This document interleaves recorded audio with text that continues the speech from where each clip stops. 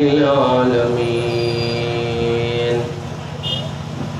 والصلاة والسلام على سيد الأنبياء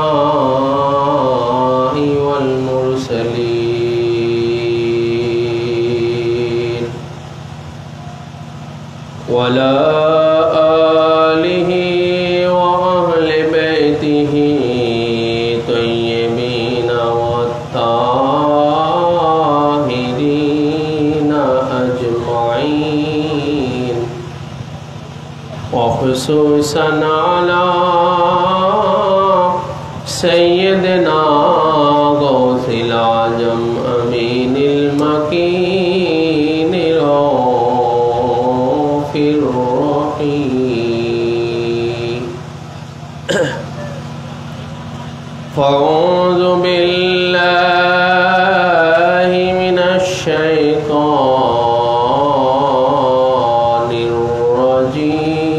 الرجيم بسم الله الرحمن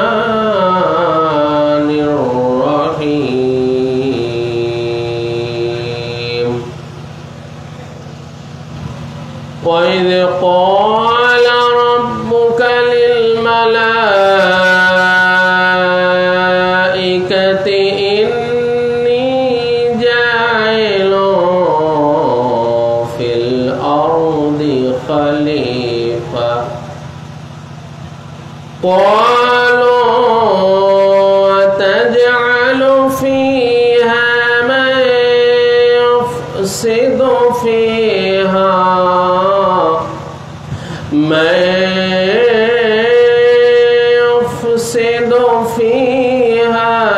ويسفك الدماء ونحن نسبح بحمدك ونقدس لك قال إني أعلم ما لا تعلمون وقال تعالى قال لم يكن ليسجد لبشر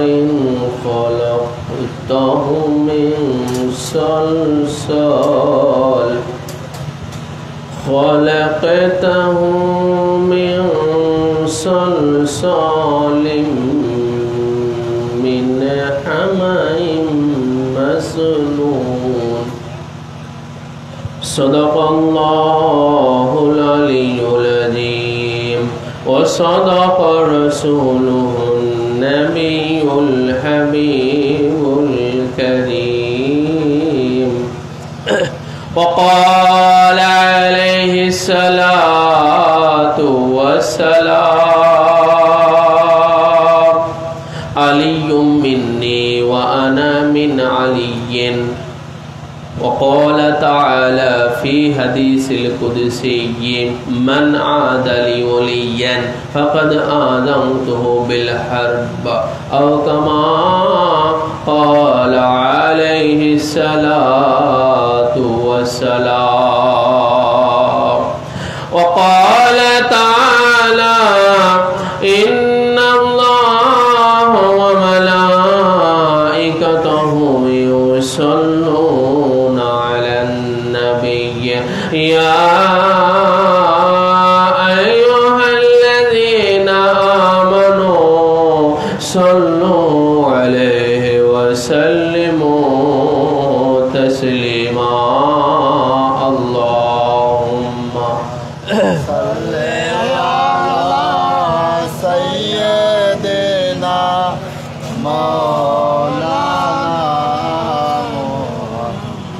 وعلى آل سيدنا شفيعنا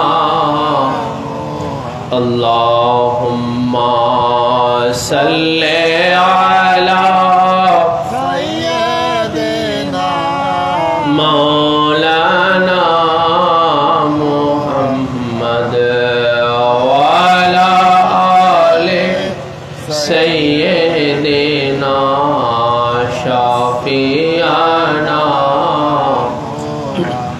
मुअज़्ज़ज़ हाज़रीन व सामीन इकराम, आशिक़ान व मुहिब्बान मुस्तफ़ा व अहले बैत मुस्तफ़ा व जदरान शुहदाए करबला, आज আজিমুশান মহাপবিত্র 25শে অক্টোবর 7ই কার্তিক सैयदना व मलजाना व मुर्शिदना हज़रत सैयद शाह मुस्तरशिद अली अल क़ादरी अल हसानी अल हुसैन अल बगदादी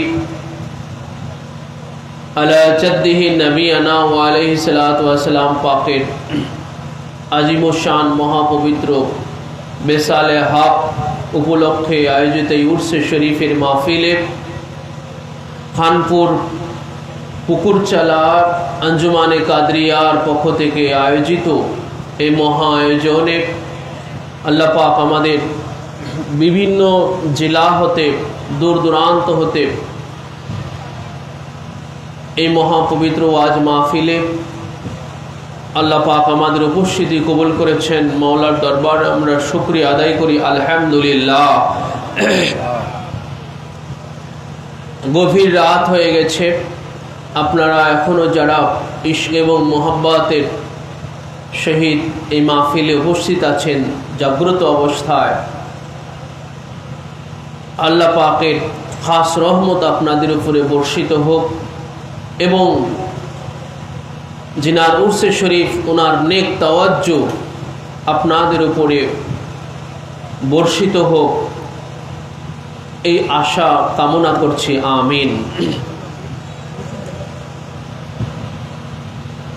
1978 सालेर এই 25শে অক্টোবরের তারিখ যেটা 7ই কার্তিক ছিল, সেটা এখন 9 কার্তিকে পরিণত হয়েছে। এই দিনে পর্দা হুজুর পাক জিনাকে বলা হয়ে থাকে এবং জিনার খাস লকব হচ্ছে সানি মাওলা পাক। পীর মুর্শিদ পাকের তিনি গদিনশীন ছিলেন। 1953 সনের 5ই ফেব্রুয়ারি 23শে মাঘ তিনি গদিনশীন হয়েছিলেন পীর মুর্শিদ পাক হতে এবং 1978 সনের এই তারিখে 25শে অক্টোবরের এই তারিখে কলকাতার 4 নম্বর দরবার পাকে তিনি রাত 9টা 45 মিনিটে ইন্ডিয়ার টাইম রাত 9টা 45 মিনিটে বেসালে পাক গ্রহণ করেছিলেন।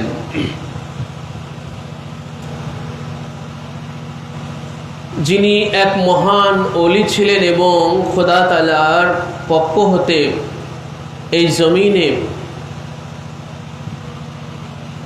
খলিফার মর্যাদায় ছিলেন, আল্লাহ পাকের খলিফার মর্যাদায় ছিলেন।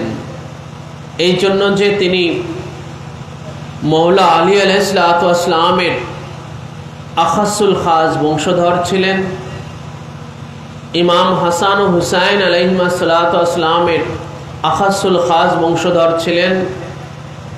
विशेष करे सैयदना मौलाना अबू मोहम्मद मुहिउद्दीन शेख अब्दुल कादिर जिलानी अल हसानी अल हुसैन अल बगदादी अला जद्दिही नबीना व अलैहिस्सलाम पाकेर गदिनशीन वंशधर छिलेन।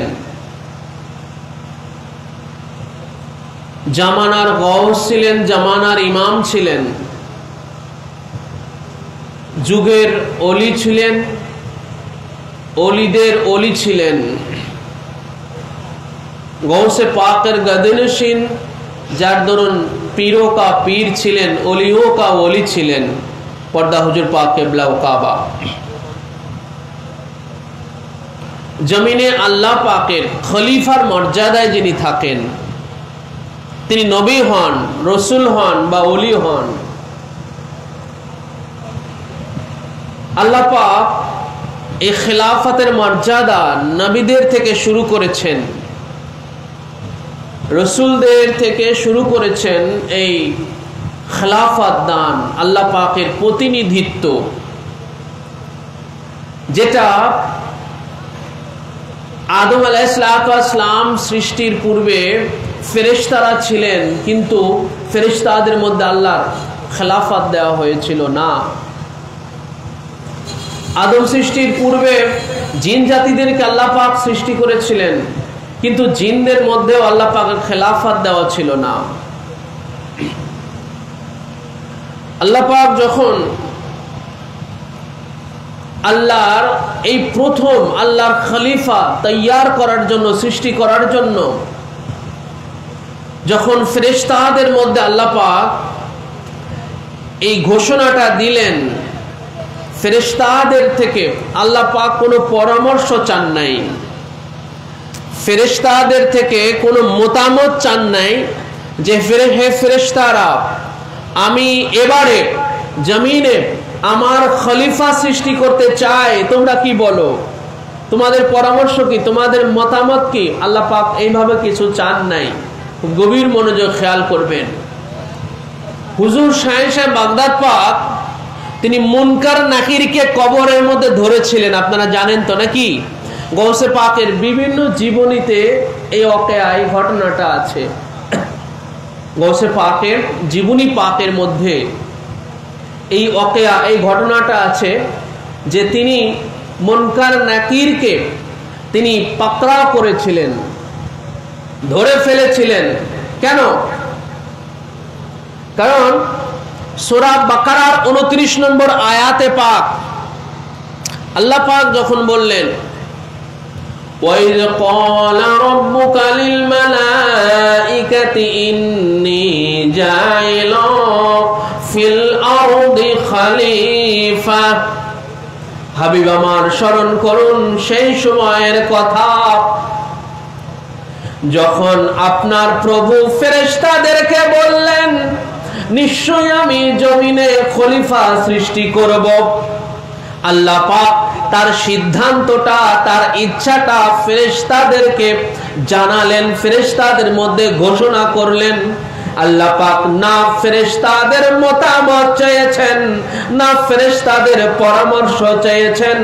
আল্লাহ নিজেই ইচ্ছা করেছেন, আল্লাহ নিজের ইচ্ছাটা, নিজের সিদ্ধান্তটা আল্লাহ পাক ফেরেশতাদেরকে জানাইলেন যে হে ফেরেশতারা, নিশ্চয় আমি জমিনে খলিফা সৃষ্টি করব। এটা আমার ইচ্ছা, এটা আমার খাহেশ, এটা আমার সিদ্ধান্ত। ফেরেশতারা আল্লাহ পাকের আপত্তি জানালেন। ক্বালু আতাজআলু ফিহা, হে আল্লাহ, আপনি কি ওই জমিনে এমন কাউকে সৃষ্টি করতে চান মাইয়ুফসিদু ফিহা, যারা জমিনে ফাসাদ করবে, বিপর্যয় করবে, সন্ত্রাস করবে, ওয়ায়াসফিকুদ দিমা, এবং যারা ওই জমিনের ভিতরে যারা ব্লিডিং করবে, রক্তারক্তি করবে, রক্ত প্রবাহিত করবে। ওয়া নাহনু নুসাব্বিহু ওয়া নুকদ্দিসু লাক, হে আল্লাহ, আমরাই তো আপনার তাসবিহ পড়তেছি, সুবহানাল্লাহ, আমরাই আপনার তাসবিহ পড়ছি, আমরাই তো আপনার পবিত্রতার ঘোষণা দিতেছি। তখন আল্লাহ পাক বললেন, ক্বালা ইন্নী আ'লামু মা লা তা'লামুন, ফেরেশতারা রে, নিশ্চয় আমি যা জানি এই খলিফা সৃষ্টির মধ্যে যে কি রহস্য আছে, এই প্রতিনিধি আমার খলিফা জমিনে সৃষ্টি করার মধ্যে কি রহস্য আছে, কি নিগূঢ় ভেদ আছে, এটা আমি জানি, যেটা তোমরা জানো না, যেটা তোমরা জানো না, যেটা আমি জানি, যে আমার এই ফেরেশতা সৃষ্টির মধ্যে কি ভেদ আছে, কি রহস্য আছে।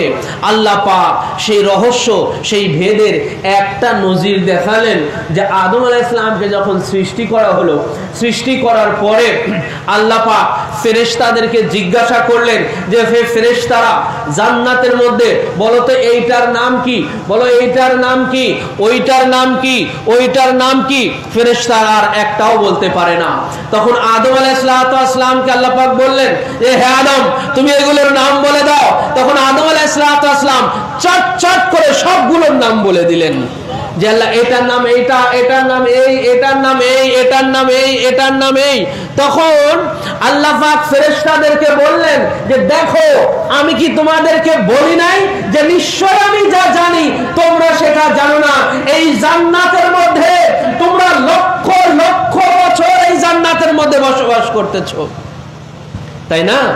জান্নাতের মধ্যে ফেরেশতারা লক্ষ লক্ষ বছর, হাজার হাজার কোটি কোটি বছর, কোটি কোটি বছর ফেরেশতারা জান্নাতের মধ্যে বসবাস করে আসতেছে, কিন্তু কোনটার নাম কি তারা এখনো জানে না।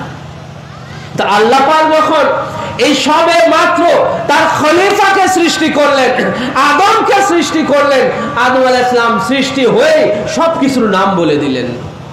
ভাই আদম আলাইহিস সালাম সবকিছুর নাম বলে দিলেন, ওনাকে কে শিখালো? অথচ এই ফেরেশতাদেরকে ইবলিস, সেও কিনা লক্ষ লক্ষ বছর জান্নাতের মধ্যে ইবলিস ফেরেশতাদেরকে শিখিয়েছে, পড়িয়েছে, তালিম দিয়েছে, দার্স দিয়েছে, সবকিছু করেছে, কিন্তু ফেরেশতারা কিছুই বলতে পারতেছে না। কিন্তু আদম আলাইহিসসালামকে ভাই কোনো ফেরেশতাও শেখায় নাই, কোনো জিনেও শেখায় নাই, ইবলিস এত বড় আল্লামা সেও শেখায় নাই, কিন্তু আদম আলাইহিস সালাম সব বলে দিতেছেন, এটার নাম এটা, এটার নাম এটা, এটার নাম এটা, সব বলে দিতেছেন। তো আল্লাহ পাক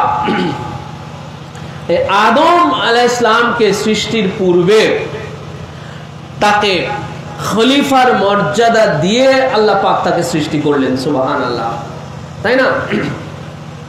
তো এই যে দেখেন ফেরেশতারা আদম আলাইহিস সালামের কাছে খলিফা সৃষ্টির ব্যাপারে আপত্তি জানালেন ফেরেশতারা। আল্লাহ পাক কিন্তু প্রথমে বলেন নাই যে আমি জমিনে আদম সৃষ্টি করব, পহেলা আদম বলা হয় নাই। আল্লাহ পাক পহেলা আদম বলে নাই যে আমি জমিনে আদম সৃষ্টি করব, পহেলা বলেছেন আমি খলিফা সৃষ্টি করব। খুব গভীর মনোযোগ খেয়াল করবেন, কারণ এখানে সাংঘাতিক একটা পয়েন্ট আছে। আজ শুধু এই পয়েন্টটা ভুল বোঝার জন্য, জান্নাতের মধ্যে এই জায়গাটাতে ভুল বোঝার জন্য, এটাকে অস্বীকার করার জন্য, ইনকার করার জন্য, সেই জান্নাত থেকে ইবলিস থেকে শুরু করে আজ পর্যন্ত ইবলিসের অনুসারী যত মোল্লা মৌলবী সাধারণরা যারা আছে, যারা এই তাজিমি সাজদাকে অস্বীকার করে, ঠিক কিনা বলেন? তাজিমি সাজদাকে অস্বীকার করে আজ পর্যন্ত, সেই জান্নাত থেকে শুরু করে ইবলিস থেকে শুরু করে ভাই আজ পর্যন্ত যারা তাজিমি সাজদাকে অস্বীকার করতেছে, ভাই তাজিমি সাজদাকে ইনকার করার পহেলা ব্যক্তিকে বলেন? সবাই বলেন না একটু ভাই, পিছন থেকে বলেন, পিছন থেকে কে? এই তাজিমি সাজদাকে ইনকার করা, এটাকে অস্বীকার করার পহেলা ব্যক্তিকে ইবলিস। সেই ইবলিসের অনুসরণে আজ পর্যন্ত এই জমিনে হাজারো মুল্লা মৌলবী, হাজারো মুফতি মুহাদ্দিস আর সাধারণ ব্যক্তিত্বরা আছে। সেই ইবলিসের অনুসারে আজ পর্যন্ত ইবলিস যদি ভুল করে থাকে, সেই ভুলের অনুসরণ করে আজ পর্যন্ত এরা, ইবলিস যদি অস্বীকার করেছে, এটাকে আল্লাহ পাক বলেছেন কুরআনুল কারীমের মধ্যে যে ইবলিস এটাকে অস্বীকার করেছে, সেই ইবলিসের অস্বীকার করাটার অনুসরণ করে আজ পর্যন্ত এই মুল্লা মৌলবীরা আজ এই তাজিমের সাজদাটাকে অস্বীকার করতেছে, ঠিক কিনা বলেন? সেই পয়েন্টটা কি দেখেন, যে আল্লাহ পাক আদম আলাইহিস সালামকে যখন সৃষ্টি করবেন, আল্লাহ পাক কিন্তু পহেলা আদম বলেন নাই। পহেলা কে আদম বলেছেন ভাই? পহেলা বলেছেন যে আমি খলিফা সৃষ্টি করতে চাই, আমি খলিফা সৃষ্টি করতে চাই। পহেলা আদম বলা হয় নাই, পহেলা বাশার বলা হয় নাই, পহেলা ইনসান বলা হয় নাই। আল্লাহ পাক পহেলা বলেন নাই যে আমি বাশারকে সৃষ্টি করতে চাই, আমি ইনসানকে সৃষ্টি করতে চাই, আমি আদমকে সৃষ্টি করতে চাই। আল্লাহ পাক এটা পহেলা বলেন নাই, পহেলা বললেন যে আমি খলিফা সৃষ্টি করতে চাই। এটা পহেলা বলেছেন, এই পয়েন্টটা খেয়াল রাখবেন, পহেলা বলেছেন। তারপরে ফেরেশতারা কি করলো? আপত্তি জানালো যে হে আল্লাহ, তুমি এমন কাউকে সৃষ্টি যারা জমিনে গিয়ে ফিতনা ফাসাদ করবে, বিপর্যয় করবে, রক্ত প্রবাহিত করবে। এইভাবে যখন আপত্তি জানালো, গৌসে পাকের জীবনীতে কিন্তু এই জন্য এই ওয়াকিয়াটা আসে যে গৌসে পাক কবরের ভিতরে, গৌসে পাক ওনার মাজার শরীফের মধ্যে যখন মুনকার নাকির আগমন করলেন, হ্যাঁ, তাদের সেই ডিউটি পালন করার জন্য যে প্রত্যেক বান্দা আর কবরে তারা আসেন, মুনকার নাকির এসে থাকেন। তো গৌসে পাকের কবরেও যখন ওনারা আসলেন, এসেই যখন সওয়াল জবাব করা শুরু করে দিলেন, এসেই অন্যান্য বান্দাদের মতো গৌসে পাকের মাজার শরীফে এসেও সওয়াল জবাব করা শুরু করে দিচ্ছেন।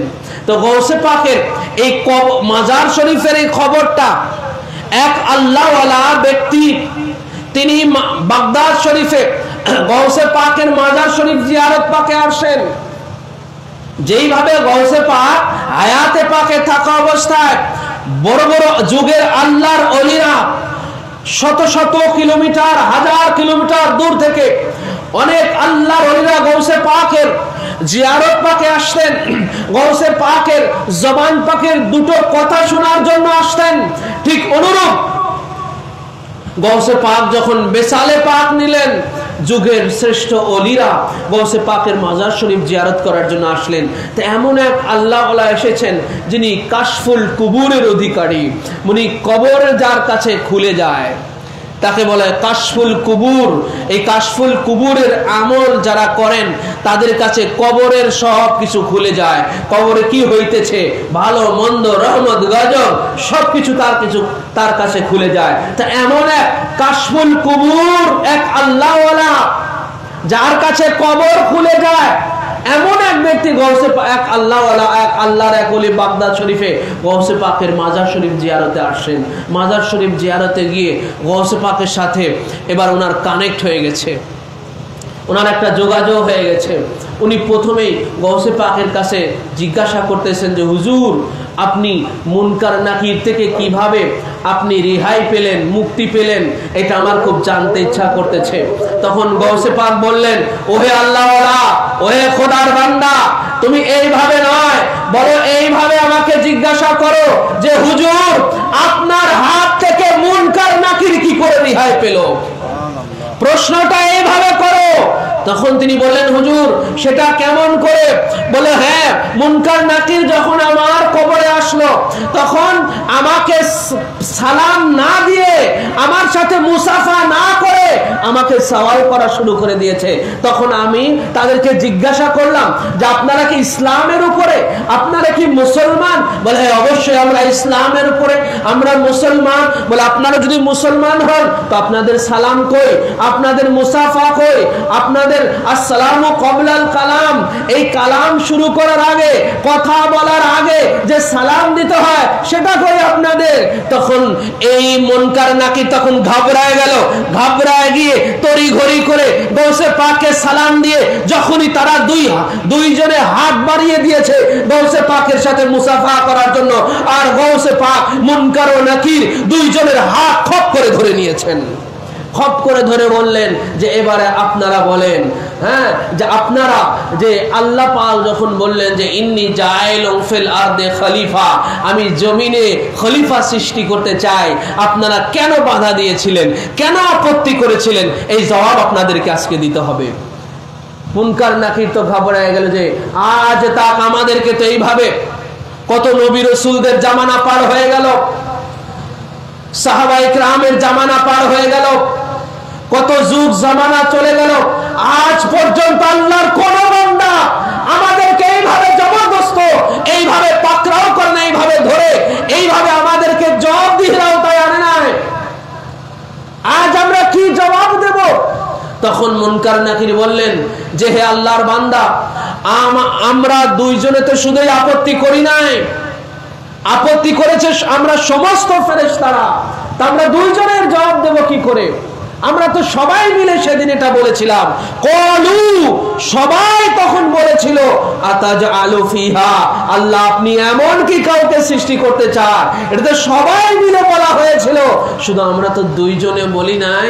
তাহলে কি করা? তাহলে আমাদেরকে ছেড়ে দেন, আমাদেরকে ছেড়ে দেন, আমরা আবার উপরে চলে যাই, আমরা আসমান জান্নাত সব ফেরেশতাদেরকে এক করে। তাহলে আমরা সবার সাথে পরামর্শ করি যে কেন আমরা সেদিন বাধা দিয়েছিলাম, কোন অধিকারে আমরা সেদিন বাধা দিয়েছিলাম, আমাদের কোন রাইটে আমরা সেদিন আপত্তি করেছিলাম, এটা সবার থেকে জবাব নিয়ে তারপরে আপনাকে জানাতে হবে।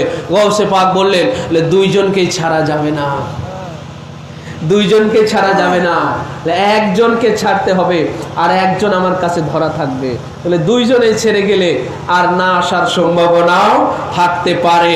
গৌস পাক একজনকে ধরে রাখলেন আর একজনকে ছেড়ে দিলেন। তখন সেই মুনকার অথবা নাকির গিয়ে আল্লাহর দরবারে হাজির হয়ে গেলেন, হে আল্লাহ, আপনার এমন এক বান্দার হাতে আমরা ধরা পড়েছি, লা জবাব হয়ে গিয়েছি, আমরা কোনো জবাব দিতে পারছি না যে কেন সেদিন আমরা কোন অধিকারে আসলে আমরা সেদিন বাধা আপত্তি জানিয়েছিলাম। আপনি যখন খলিফা তৈয়ার করতে চেয়েছিলেন, খলিফা বানাতে চেয়েছিলেন, আল্লাহ পাক তখন বললেন যে হ্যাঁ তোমরা তো এটা করেছিলে, এখন তোমরা ভাবো যে তোমরা এর জবাব কি দিবে। তখন তারা বলল, হে আল্লাহ, আমাদের কাছে কোনো জবাব নাই, কারণ আমরা সেদিন অনধিকার চর্চা করেছিলাম, আমরা আমাদের সেই রাইটের বাইরে গিয়ে আমাদের কোনো রাইট ছিল না, কোনো অধিকার ছিল না আপনার ইচ্ছার বাইরে গিয়ে এরকম আপত্তি জানানো। তখন কি করা যায়? তখন আল্লাহ পাক পরামর্শ দিলেন তাদেরকে যে যাও আমার সেই বান্দার কাছে ক্ষমা চাও এবং সে যে শর্ত দেয় সেই শর্ত মেনে নিয়ে তোমরা তার থেকে ছেড়ে আসো। তখন ওই ফেরেশতা এসে বললেন যে আপনার যে শর্ত আপনি দিবেন আমরা সেই শর্ত মেনেই আপনার থেকে আমরা সার চাচ্ছি, কারণ এর জবাব কোনো ফেরেশতা দিতে পারে নাই, আমাদের কাছে এর কোনো জবাব নাই। তখন গৌসে পাক বললেন, হে মুনকার নাকির, আমার শর্ত হলো এই, আজ থেকে এই বাগদাদের জমিনে এবং জমিনের যে কোনো জায়গাতে আমার কোন মুরিদ ও মুতাকাদ যেখানে দাফন হবে, আমার কোন মুরিদ মুতাকাদের কবরে সওয়াল জবাব করতে আসতে পারবে না।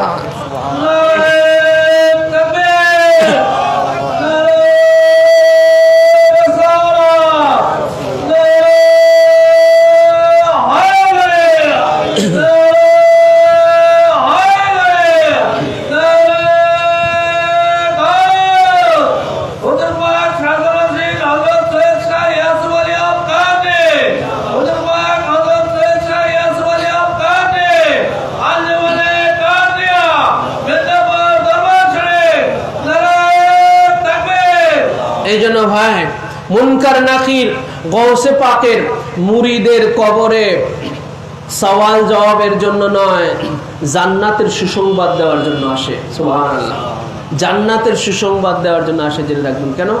এটা রাসূলুল্লাহ সাল্লাল্লাহু আলাইহি ওয়া সাল্লাম 1400 বছর আগে এটা বলে গেছেন, মাম্মাতা আলা হুব্বে আলে মুহাম্মাদিন বাশশারাহু মালাকুল মাউত বিল জান্নাতি সুম্মা মুনকারু ওয়া নাকির। সূরাতুশ শুরা 25 পারার 23 নম্বর আয়াতে পাকের এই তাফসিরে দুররে মনসুর, তাফসিরে কবির, তাফসিরে কাশাফের মতো যুগের শ্রেষ্ঠ তাফসির গ্রন্থগুলোর মধ্যে রাসূলুল্লাহ সাল্লাল্লাহু আলাইহি সাল্লাম পাকের এই হাদিসে পাক সংকলন করা হয়েছে, এই হাদিসে পাক বর্ণনা করা হয়েছে। আল্লাহর নবী হুজুরে পাক জনাবে মুহাম্মদুর রাসূলুল্লাহ সাল্লাল্লাহু আলাইহি ওয়া সাল্লাম পাক জানালেন, মাম্মা আলা হুব্বে আলে মুহাম্মাদিন বাশশারাহু মালাকুল মাউতি বিল জান্নাহ সুম্মা মুনকারু ওয়া নাকির।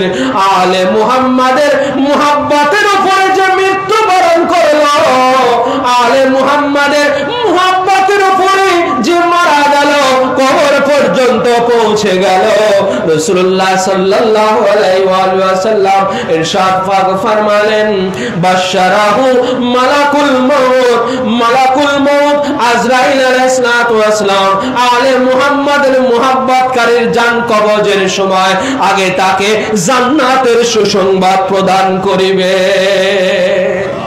সুম্মা মুনকার ওয়া নাকির, অথবা মুনকার নাকির কবরে এসে তাদেরকে জান্নাতের সুসংবাদ দেবে। সুবহানাল্লাহ বলেন। রাসূলুল্লাহ সাল্লাল্লাহু আলাইহি ওয়াসাল্লাম বলেছেন যে মুনকার নাকির আলে মুহাম্মাদের কবরে এসে সওয়াল জবাবের কথা আল্লাহ রাসূল বলেন নাই, বলেছেন জান্নাতের সুসংবাদ দিতে মুনকার নাকির তাদের কবরে আসবে। সুবহানাল্লাহ। তো ভাই গৌসে পাকের মুরিদরা সবাই আলে মুহাম্মাদের মুহাব্বতকারী, ঠিক কিনা বলেন? গৌসে পাকের যত মুরিদ আছে, মোতেকাদ আছে, কিয়ামতটা বাগদাদ শরীফে এবং বাগদাদ শরীফের বাইরে গৌসে পাকের যত মুরিদ ও মোতেকাদ আছে প্রত্যেকই আলে মুহাম্মাদের মুহাব্বতকারী।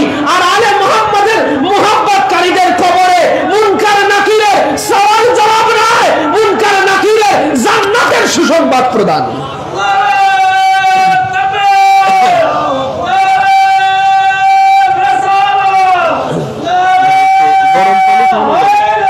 গরম পানি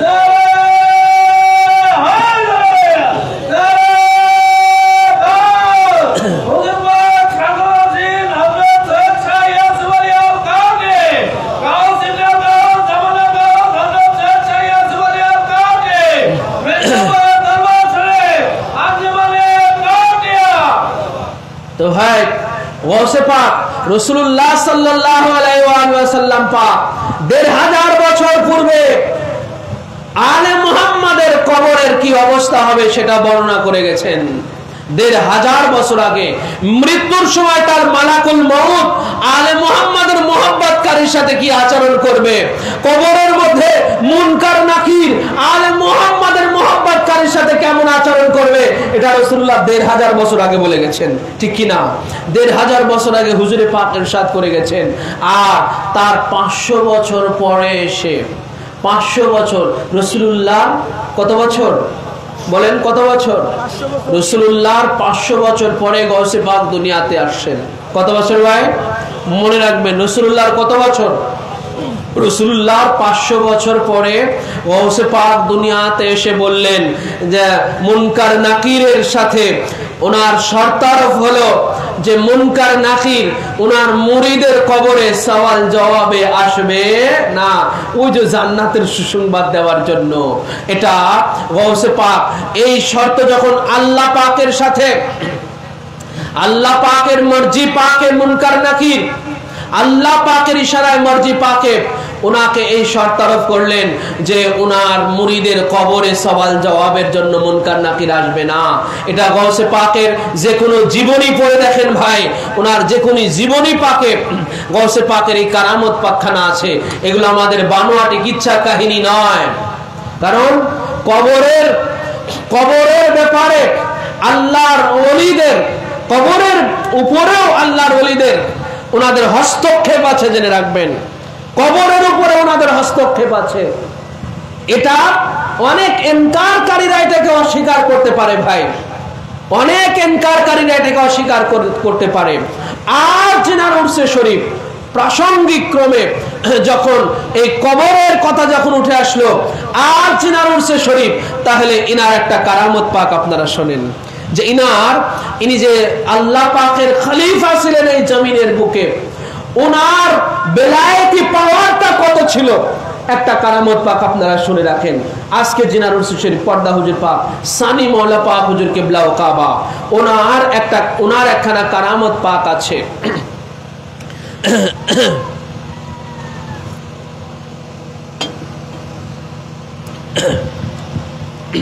4 নম্বর দরবার পাক কলকাতায়। এটা কার বানানো জানেন? 4 নম্বরটা ভাই কার বানানো জানেন আপনারা? জানেন না? তাহলে জেনে নিন। আজকে জিনার উরসে শরীফ পর্দা হুজুর পাক কিবলা ও কাবা সৈয়দনা মালজানা হুসাইন শাহ মুস্তারশিদ আলী আল কাদরি আল হাসানি আল হুসাইন আল বাগদাদি আলা জাদ্দিহি, ইনি 4 নম্বর খানকা শরীফ ইনারি বানানো ছিল। আর 22 নম্বর যে খানকা পাক এটা মওলা পাকের বানানো ছিল। এগুলো জেনে রাখবেন। 4 নম্বর দরবার পাক বানানোর আগে হুজুর পাকের এক খাদেম ছিলেন, উনি সিভিল ইঞ্জিনিয়ার ছিলেন। ওনার নাম ছিল খসরু মিয়া। তো কলকাতার এক বড় আর্কিটেক্ট, মানে যারা বাড়ির ডিজাইন যারা তৈরি করে, বাড়ির নকশা যারা তৈরি করে, বহুতল বিশিষ্ট ভবনের নকশা যিনারা তৈরি করেন, হ্যাঁ, এরকম এক আর্কিটেক্ট নিয়ে এসেছিলেন ইঞ্জিনিয়ার খসরু মিয়া। উনি নিজেও একজন সিভিল ইঞ্জিনিয়ার ছিলেন, হুজুর পাকের উনি খাদেম ছিলেন। তো উনি কলকাতার এক বড় আর্কিটেক্ট নিয়ে এসেছিলেন, জিনাকে দিয়ে এই 4 নম্বর এই খানকা শরীফ এই ভবনটার এই নকশা উনাকে দিয়ে তৈরি করা হয়েছিল। কোথায় পিলার, কোন পিলার কোথায় হবে, কোথায় আপনার ওই ফাউন্ডেশনটা কেমন হবে, গেট বিমটা কোথায় কিভাবে হবে, শর্ট কলমটা কেমন হবে, তারপরে লং কলমগুলো কেমন হবে, এই পুরো ভবনের এই আপনার নকশাটা ওনাকে দিয়ে তৈরি করা হয়েছিল। ওই কলকাতার ওই বড় ওই আর্কিটেক্ট ওনাকে দিয়ে। তখন উনি একটা নকশা তৈরি করে এনে যখন পর্দা হুজুর পাকের সামনে এনে নামালেন, পর্দা হুজুর পাকের সামনে এনে নামালেন 22 নম্বর খানকা পাকে।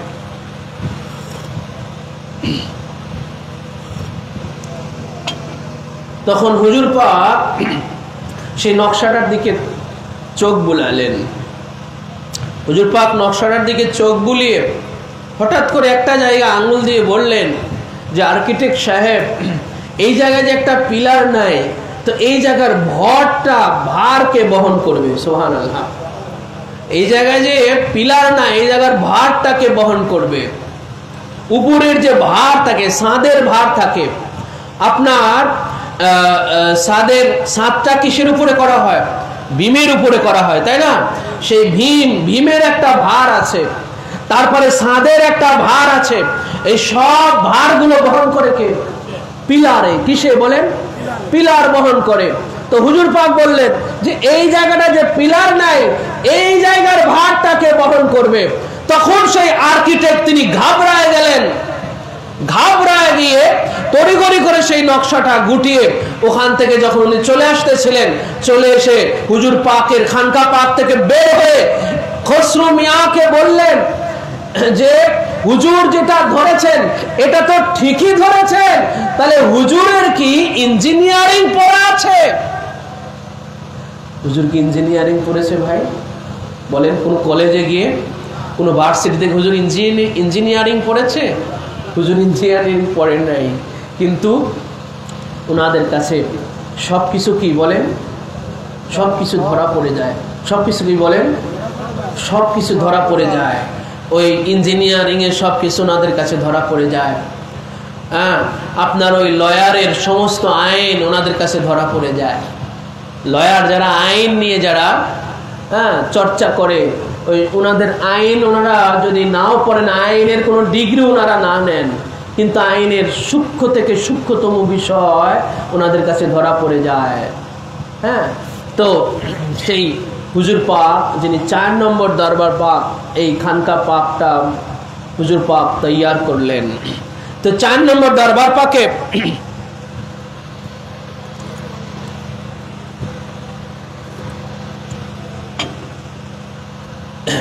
মুর্শিদাবাদের হুজুর পাকের এক মুরিদ ছিলেন, উনি মৌলানা ওলিউল্লাহ সাহেবের গ্র্যান্ডফাদার ছিলেন, মানে দাদা ছিলেন। তো উনি পর্দা হুজুর পাকের উনি মুরিদ ছিলেন, মানে আজকে জিনার উর্সে শরীফ। মুর্শিদাবাদের কাদোয়া গ্রামে, ওনাদের কাদোয়া গ্রামের অধিবাসী। তো ওনার এক বন্ধু ছিলেন, উনি পীর মুরিদি এগুলো মানতেন না, বিশ্বাস করতেন না। ওনার ওই বন্ধু, তখন ওনার ওই বন্ধু যে পীর মুরিদি অস্বীকার করতো না, কিন্তু সে তার বাবার সাথে বড় একটা এমন একটা বিয়াদবি করেছে যে বাবার কাছ থেকে আর মাপ চাওয়ার সুযোগ নিতে পারে নাই। এদিকে বাবা মারা গেছে, বাবা মারা গিয়ে কবরে চলে গেছে। বাবার সাথে যদি কেউ বিয়াদবি করে আর তার থেকে যদি মাপ না চায়, তাহলে সে হবে জাহান্নামী। কি হবে বলেন? জাহান্নামী হবে, জেনে রাখবেন। বাবার সাথে যদি কেউ বিয়াদবি করে আর সেই বাবা মারা যাওয়ার আগ পর্যন্ত ওই সন্তান যদি বাবার কাছে মাপ না নিতে পারে, সেই সন্তান জেনে রাখবেন জাহান্নামী হবে। কি হবে বলেন? জাহান্নামী। বাবা অথবা মা, এই দুইজনের সাথে যদি কারো সমস্যা হয় আর সেই মারা যাওয়ার আগে ওই সন্তান যদি মাপ না নিতে পারে, সেই সন্তান জাহান্নামী হবে, জেনে রাখবেন। এর আর কোনো, যদি এটার ফয়সালা না হওয়া পর্যন্ত সে জাহান্নামী হবে, সে জাহান্নামী হবে। আপনারা একটা বর্ণনা অনেক সময় শুনেছেন, রাসূলুল্লাহ সাল্লাল্লাহু আলাইহি ওয়াসাল্লামের এক সাহাবী খুব মৃত্যু যন্ত্রণা হচ্ছে কিন্তু জান বের হচ্ছে না, এত মৃত্যু যন্ত্রণা হচ্ছে। রাসূলুল্লাহকে খবর দেওয়া হলো, হুজুরও গেলেন। হুজুর গিয়ে বললেন যে সে তার মায়ের সাথে বিয়াদবি করেছে, মাকে অনেক কষ্ট দিয়েছে, যার কারণে তার উপরে এই শাস্তি চলতেছে দুনিয়াতে। তখন তার মাকে বলা হলো যে আপনি আপনার সন্তানকে মাফ করে দেন, কিন্তু সেই মা মাফ করতেছে না। মা কিছুতে মাফ, এতটা মাকে কষ্ট দিয়েছে, দুঃখ কষ্ট দিয়েছে যে মা মাফই করতেছে না। তখন রাসূলুল্লাহ বললেন, ঠিক আছে, এই মায়ের সামনে এই সন্তানটাকে জ্বালিয়ে দাও, আগুন লাগিয়ে দাও। জীবন্ত অবস্থায় রাসূলুল্লাহ বললেন যে মায়ের সামনে সন্তানটাকে আগুন লাগিয়ে দাও, গায়ে আগুন লাগিয়ে দাও। তখন মা সন্তান, মায়ের সামনে সন্তান এরা আগুনে জ্বলবে, মা তো সহ্য করতে পারতেছে না, বলে না তাকে আগুনে পুড়িও না। বলে হে মা, আপনি এই দুনিয়ার আগুনে পুড়তে আপনার ছেলে আপনার সামনে পুড়বে, আপনি সেটা মানতে পারতেছেন না, তাহলে সে যখন এই জাহান্নামের আগুনে পুড়বে, এর চারও পাওয়ারফুল আগুনে যখন পুড়বে, তখন সেই মা সেই সাহাবীকে যখন মাফ করে দিলেন, তখন সে আসানের সহিত সে মৃত্যুবরণ করলো, ঈমান নিয়ে সে মৃত্যুবরণ করলো। তো ওই হুজুর পাকের ওই মুরিদের ওই বন্ধু যে তার বাবার সাথে বিয়াদবি করেছে কিন্তু মাপ চাওয়ার সুযোগ নিতে পারে নাই, তার বাবা মারা গেছে, কিন্তু এখন তো সে জাহান্নামী হয়ে মারা যাবে, সেটাও জানতো যে আমি আমার বাবার সাথে এমন বেয়াদবি করেছি কিন্তু আমার মাপ চাওয়া হয় নাই, সেইটা জানতো। একদিন সে ঘুমের মধ্যে, স্বপ্নের মধ্যে দেখলো যে এক ব্যক্তি, নুরানি জালোয়াগার এক ব্যক্তি, যিনার হাতে এই আপনার এই পাঞ্জাবির এই হাতা অনেক ঢিলা এবং নুরানি জালোয়াগার চেহারা, যিনার চেহারা মুবারক থেকে যেন নূরের ছটা ঝলসে যাচ্ছে, এমন চেহারাদারি এবং নুরানি জালোয়াগার এক মহাপুরুষ, উনি ওনার বাবাকে কবর থেকে উঠালেন।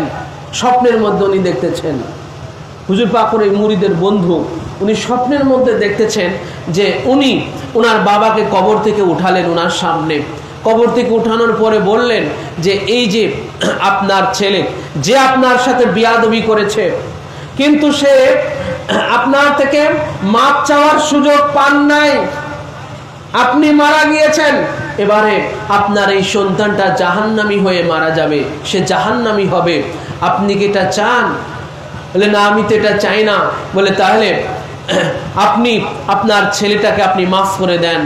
আর ওই ছেলেটাকে ওনাকে বলতেছে যে আপনি আপনার আব্বার কাছ থেকে মাপ চেয়ে এলেন, নাহলে আপনি জাহান্নামী হবেন। তখন সেই লোকটা ওনার আব্বার কাছে স্বপ্নের মধ্যে মাপ চেয়ে নিলেন, সুবহানাল্লাহ ওয়া বিহামদিল্লাহ, স্বপ্নের ওনার থেকে মাপ চেয়ে নিলেন, আর ওনার আব্বা ওনাকে মাফ করে দিলেন, আর ওনার স্বপ্ন ভেঙে গেল। ওনার স্বপ্ন যখন ভেঙে গেল, উনি তখন খুব ঘাবড়ায় গেলেন, তখন যে এই স্বপ্ন কি বাস্তব? যদি বাস্তব না হয় তাহলে তো আমি সত্যি সত্যি জাহান্নামী। তখন ওনার ভিতরে একটা পরিবর্তন আসলো। উনি কোন পীর সাহেবের কাছে কখনো যেতে পছন্দ করতেন না, কোন পীরকে উনি পছন্দ করতেন না, মানতেন না এগুলো। তখন উনি হুজুর পাকের এই মুরিদের কাছে বলেন যে বন্ধু, আমি তোমার পীর সাহেবের কাছে যেতে চাই। তখন উনি বললেন যে তুমি তো কোনো পীর মুরিদ এগুলো পছন্দ করো না, কোনো পীর সাহেবের কাছে যাওয়া তো তুমি পছন্দ করো না, তো তুমি কি করে যেতে চাও? বলে হ্যাঁ, আমি যেতে চাই, আমি নিজের ভিতরে আমার একটা পরিবর্তন হয়েছে, আমি তোমার পীর সাহেবের কাছে যেতে চাই। তো বলে আচ্ছা ঠিক আছে, তাহলে চলো। ওনারা কলকাতায় চলে আসলেন 4 নম্বর দরবার পাকে। 4 নম্বর দরবার পাকে আসার পরে হুজুর পাকের যেই হুজরা শরীফ খানা, তার পাশে যে আর একখানা রুম আছে, সেই রুমে দুইজন বসে আছেন। ওনার খাদেম ভাইরা বললেন যে হুজুর আপনার অমুক ভক্ত আসছে মুর্শিদাবাদ থেকে, অমুক মুরিদ আসছে, সাথে ওনার একজন বন্ধু নিয়ে আসছে। হুজুর পাক বললেন যে ওদেরকে আসতে বলো। তো যখনই ওনাদেরকে আসতে বলা হলো, তো হুজুর পাকের ওই মুরিদের ওই বন্ধু যখনই উনি হুজরা শরীফের দরজায় গিয়ে দাঁড়িয়েছেন, দরজায় দাঁড়ানো মাত্র তিনি দেখতে পেলেন যে স্বপ্নে উনি যাকে দেখেছিলেন, যে পোশাকে দেখেছিলেন, যে সুরাতে দেখেছিলেন, হুবহু সেই মহাপুরুষ, সেই সুরতধারী, নুরানি, জালোয়াদার, সেই পোশাক লেবাসধারী উনি হুজরা শরীফের মধ্যে বসে আছেন।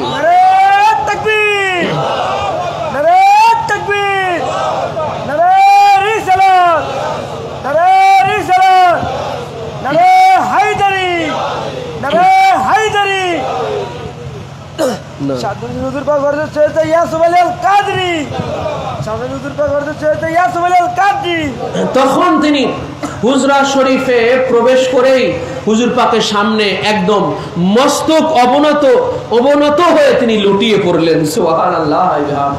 তো দেখেন ভাই যে ইনাদের কবরের মধ্যে, কবরের উপরেও দেখেন ইনাদের কি দখল, যে উনার একজন মুরিদের বন্ধু, যে হুজুর পাকের মুরিদ ছিলেন না, মুরিদের বন্ধু ছিলেন, সেই বন্ধুর খাতিরে উনাকে, যিনি জাহান্নামী হয়ে মারা যাবেন, যার বাবা মারা গিয়ে কবরের মধ্যে চলে গেছে, স্বপ্নের মধ্যে তার বাবাকে কবর থেকে উঠিয়ে তাকে মাফ করায় জাহান্নামী থেকে জান্নাতি করায় দিলেন।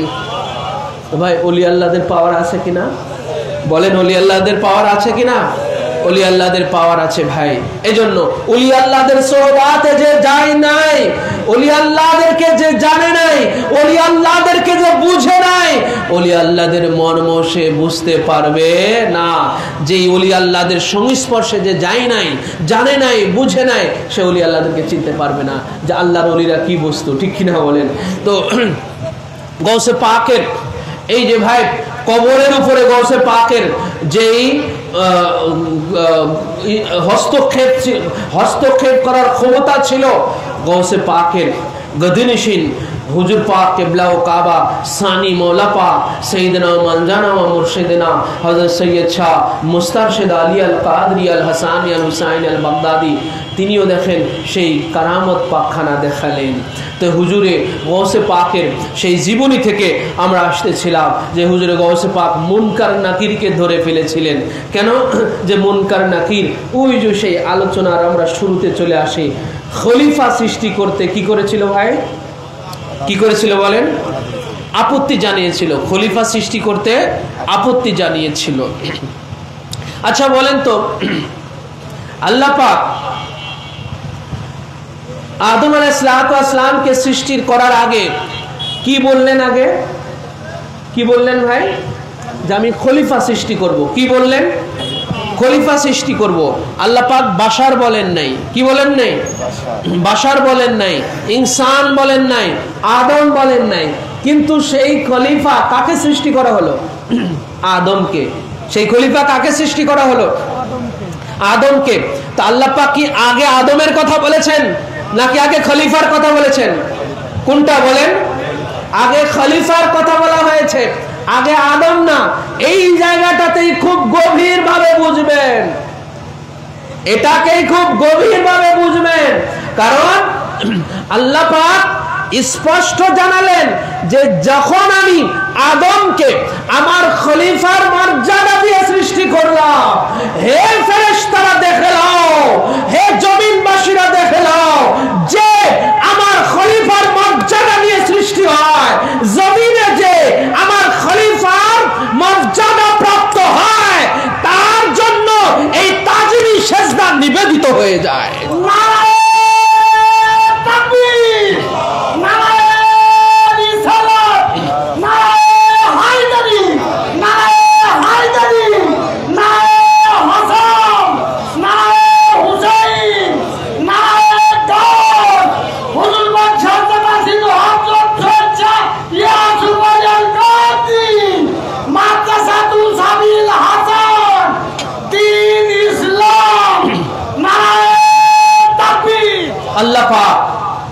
স্পষ্ট জানিয়ে দিলেন যে যারা আমার খলিফার মর্যাদা প্রাপ্ত হয়ে জমিনে যারা আসবে তারা এই তাজিমি সেজদার হকদার হবে, তাজিমি সেজদা পাওয়ার যোগ্য হবে। এই জন্য আল্লাহ পাক পহেলা আদম আলাইহিস সালাম সৃষ্টি করার আগে পহেলা খলিফা বলেছেন যে জমিনে আমি আমার খলিফা সৃষ্টি করতে চাই।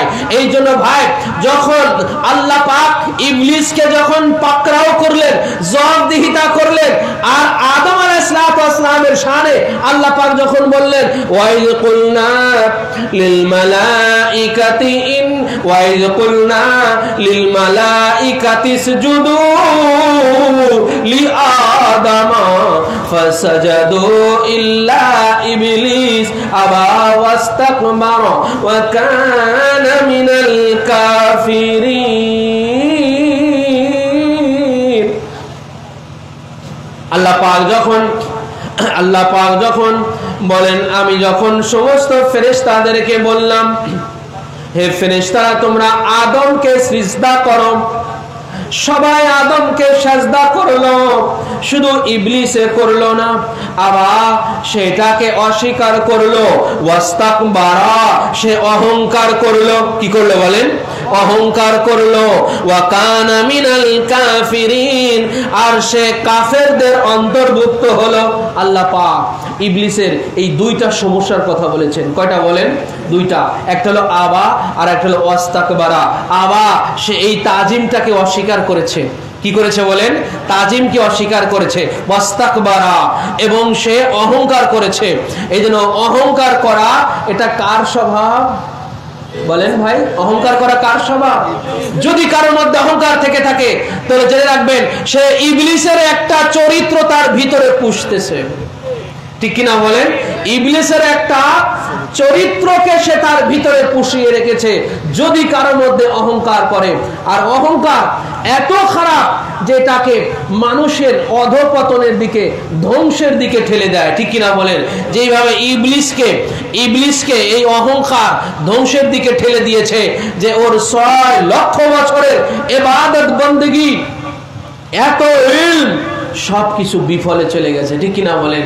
সবকিছু বেকার হয়ে গেছে, সবকিছু নিষ্ফল হয়ে গেছে। এই জন্য আল্লাহ পাক যখনই ইবলিসকে জবাবদিহি করেছে তখনই সে বলেছে যে হে আল্লাহ, যেমন সূরা হিজরের 33 নম্বর আয়াতে পাকের মধ্যে ইবলিস বলল লাম আকুল লিয়াসজুদা লিবাশার খলাকতাহু মিন সালসালিন মিন হামাইন মাসনুন। আল্লাহ আমি কোন বাশারকে সেজদা করতে পারি না। লাম আকুল লিআসজুদা আমি কখনোই সেজদা করতে পারি না লি বাশার কোন বাশারকে, কোন মাটির মানুষকে আমি কখনোই সেজদা করতে পারি না। খলাকতাহু মিন সালসালিন মিন হামাইম মাসনুন হে আল্লাহ তুমি তাকে টনটনে মাটি থেকে সৃষ্টি করেছো আর আমি হলাম আগুন। খলাকতাহু মিন তিন খলাকতানি মিন নারিন ওয়া খলাকতাহু মিন তিন হে আল্লাহ তুমি আমাকে আগুন থেকে সৃষ্টি করেছো আর আদমকে মাটি হতে সৃষ্টি করেছো। আমি এই মাটির মানুষকে কখনোই সেজদা করতে পারি না। ভাই আদম বাশার আদম আলাইহিস সালাম তিনাকে কি শুধু ইনসান হিসেবে সৃষ্টি করা হয়েছে? তো গভীর মনোযোগ দিয়ে বোঝার চেষ্টা করেন। আদমকে কি শুধু মাটির মানুষের মর্যাদা দিয়ে সৃষ্টি করা হয়েছে নাকি খলিফার মর্যাদা দিয়ে সৃষ্টি করা হয়েছে? আদম আলাইহিস সালাম তিনি মাটির ছিলেন কিন্তু খলিফার মর্যাদায় আছেন, নূহ আলাইহিস সালাম মাটির বাশার আছেন কিন্তু আল্লাহর খলিফার মর্যাদায়। ইব্রাহিম আলাইহিস সালাম তিনি মাটির বাশার আছেন কিন্তু আল্লাহর খলিফার মর্যাদায়। ইসমাঈল আলাইহিস সালাম তিনি মাটির বাশার আছেন কিন্তু আল্লাহর খলিফার মর্যাদায়। ঈসা আলাইহিস সালাম, ইউসুফ আলাইহিস সালাম, মূসা আলাইহিস সালাম আল্লাহ পাকের तमाम নবী এবং রসুল, তামাম নবী এবং রসুল শুধু মুহাম্মাদুর রাসূলুল্লাহ সাল্লাল্লাহু আলাইহি ওয়াসাল্লাম ব্যতীত, অর্থাৎ আদম আলাইহিস সালাম থেকে ঈসা আলাইহিস সালাম পর্যন্ত তামাম নবী এবং রসুল মাটির বাশার ছিলেন, কিন্তু আল্লাহর খলিফার মর্যাদায়। ঠিক কিনা বলেন? আল্লাহর খলিফার মর্যাদায়, যার কারণে আল্লাহ পাক তাদের জন্য এই তাজিমকে, এই সম্মানটাকে তাদের জন্য, কেন যে তারা মাটির বাশার হলেও তারা আমাদের মতো শুধু মাটির বাশার নয়, যেমন আমরা কেবলমাত্র মাটির বাশার, আমরা আল্লাহর খলিফার মর্যাদায় নয়, আমরা কেবলমাত্র মাটির মানুষ, মাটির ইনসান, কিন্তু আমরা খলিফার মর্যাদায় নয়। কিন্তু আদম আলাইহিস সালাম, নূহ আলাইহিস সালাম, ইদ্রিস আলাইহিস সালাম, সুলাইমান আলাইহিস সালাম, দাউদ আলাইহিস সালাম, ইব্রাহিম আলাইহিস সালাম, ইসমাঈল আলাইহিস সালাম, ইয়াকুব আলাইহিস সালাম, ইউসুফ আলাইহিস সালাম, এইভাবে ইসহাক আলাইহিস সালাম, মুসা আলাইহিস সালাম, ঈসা আলাইহিস সালাম, তামাম নবী এবং রাসূল শুধু জনাবে মুহাম্মদুর রাসূলুল্লাহ সাল্লাল্লাহু আলাইহি ওয়াসাল্লাম ব্যতীত তামাম নবী এবং রাসূল মাটির বাশার ছিলেন, কিন্তু তারা মাটির বাশার হলেও আল্লাহর খলিফার মর্যাদায় ছিলেন, যার কারণে কখনো আদম আলাইহিস সালামকে সাজদা করা হইতেছে, কখনো ইউসুফ আলাইহিস সালামকে সাজদা করা হইতেছে, কখনো সেই বাইতুল মুকাদ্দাস শহরের মধ্যে যখন অসংখ্য নবী এবং রাসূলদের মাজার শরীফ আছে, রওজা মুবারক আছে, তাই বনী ইসরাইলদেরকে সেই শহরে দরজায় প্রবেশ করার সময় আল্লাহ পাক সিজদা করে প্রবেশ করার জন্য বনী ইসরাইলের উপরে আল্লাহ পাক হুকুম আরোপ করলেন। কেন? যে এই বাইতুল মুকাদ্দাস শহরে অনেক নবীর মাজার শরীফ আছে, অনেক নবীর রওজা পাক আছে, এই জন্য আল্লাহ পাক বললেন, হে বনী ইসরাইলেরা, আমার এই নবীগণ, এই রাসূলগণ যারা আমার খলিফার মর্যাদা দিয়ে আমি এই দুনিয়াতে প্রেরণ করেছি, এই শহর এত মর্যাদা সম্পন্ন, এই শহর এত শারাফাত ওয়ালা হয়ে গেছে, এই শহরে দরজা দিয়ে প্রবেশকালে সিজদা করে করে প্রবেশ করো।